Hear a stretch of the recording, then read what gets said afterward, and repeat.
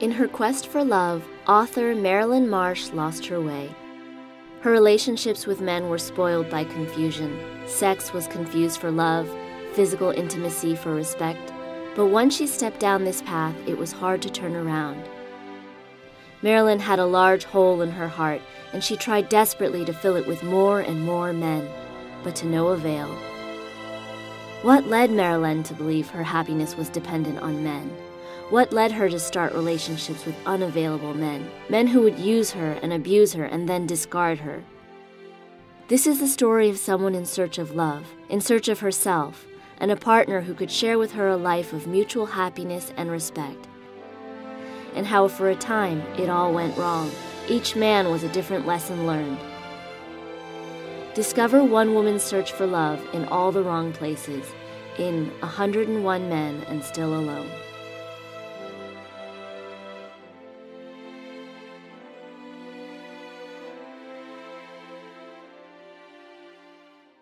I'm your host, Maurice Williams, and today I am sitting with Marilyn Marsh. She is the famous author of the book 101 Men and Still Alone. How are you doing, Marilyn? Great, thank you. It's a pleasure having you here on the show. Thank you. Give us a rundown on what this book means to you. Oh, wow, it's my life. Yeah. It's my experiences of dating throughout life, and I wanted to share, of course, because so many people out there have the highs and lows and the hurts and the excitement of dating, and it's like, everyone needs to know they're not alone. Well, I hear a lot of people that have like relationship issues. Yes. Like, oh, it's been so great, the first 30 days, the first 60 days, the first 90 days. 90. But after that period, that true person is shown. How often has that happened for you? 101 times. Sorry, but oh Lordy. Well, a lot of them just wanted sex, and and I built my life on sex. Okay. That's the way it is. I didn't know how to feel here. I only knew how to feel that way, so I thought that's how you felt. So of course, if that's one of my, and that's where a lot of people and girls throughout the world are feeling, because it's a big part of our life. I mean, we do feel through sex, but once it's done, it's over with, and it's who's the person, and it's, and who am I? You need to know the person first. And the 30-day and 90, like you're saying, yes, within 30 days, within a week, but 30 days, you'll start getting a red flag. Mm-hmm. For instance, my thing is I tell all my friends and my girlfriends, and this last time they chewed me out, Marilyn, you're not listening to your own experience and rule, guideline.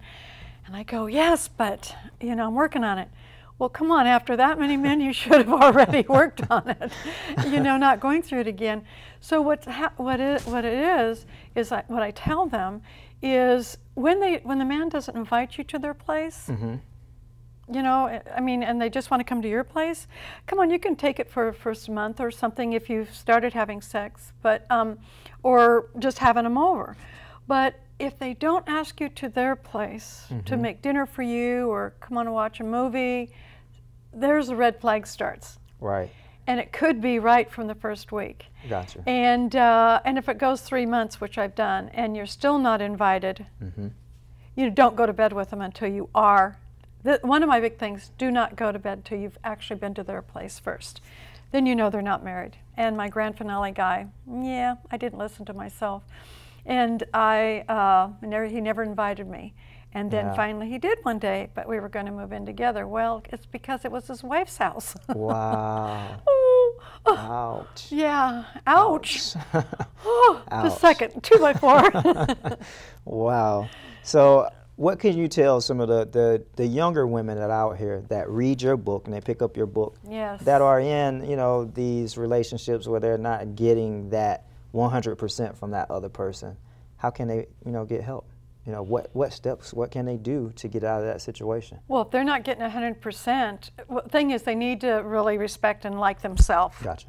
They have to, and to like and respect yourself, it's like, wait a minute, I don't need this. Correct. So you have to take a step back and really listen to what's hurting, what's not feeling right, because this person isn't going to change. This is who they are. And so many girls in school, you know, these boys, and men, I mean, it doesn't end. It seems like that type stays. I mean, at my age, yes, I mean, it's the same. But yeah, so they need to listen and respect themselves and step back and go, because there's a lot of young men out there, great ones. You know, you just need to, you know, if you show positive and a confidence in yourself out there, you draw them. You do. You know, it's the laws of attraction. That's right. Whatever there. you're putting off, you normally you get. Got it. Which is a good thing. You know, it's always been a topic that me and my friends always talked about, because we always talk about the moral fabric of relationships is not the same. Like, you know, I look at my mom and my dad; they stayed together for years. Wow. See. So you know, I look at the moral fabric, you know, of older people versus the younger generation now, and we're always asking why we have so many failed relationships. I think one of the #1 reasons is what we talked about today, and that is people just do not know themselves. They don't know themselves. You hit it right there. You know, they don't know themselves. You know, and just because you were raised in a broken home and all that, you know, you've got to do things for yourself first. Correct. Get to know you, and because yes, and our morals are so bad. I mean, and so many broken homes now. I mean. Earlier years, you know, there's longer relationships, marriages. Now, I don't like him. Yeah. You know, move on to the next. It's sad. Yeah, it is. Because, wow, it's the biggest percentage of our you know, our world now that way, and we need to get back to thinking, respecting ourselves each. And if you meet a guy and he doesn't respect or like himself and is truthful, you're going to start feeling that, of course. Don't be there. Right. Because it's going to be another broken relationship. Yeah, you know, I notice in a lot of broken relationships, communication is always a barrier that stops it and There's hinders another good one. You know, it hinders a lot of relationships, and that's communication. A lot of people feel as though they can talk to you, but not talk with you. I think communication, it has to be effective. If you're not having effective communication, you're going to have a problem. That's right. And normally within that 90-day period is usually when you see the communication tends to break down, you know, a lot. So you're in agreement with that as well? Oh, totally. Yeah. And when because you say 90-day a lot, well, on Steve Harvey, which I love. Right. I watch him every day. Help me date. You know, pick right, Steve Harvey, get me on the show.